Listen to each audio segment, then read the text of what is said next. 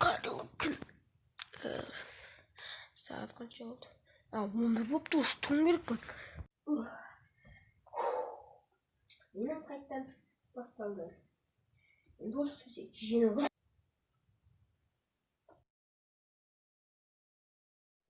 Воу! Мен қайдамын? Сен мультфильмін әлеміндесің. Чо?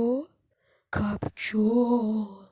Сен деген осы жердегі жамандарды жеңуің керексің. Окей. Сенде скрытый силалар бар. Чо? Капчо. Жарайды. Эй, дауыс. Сен.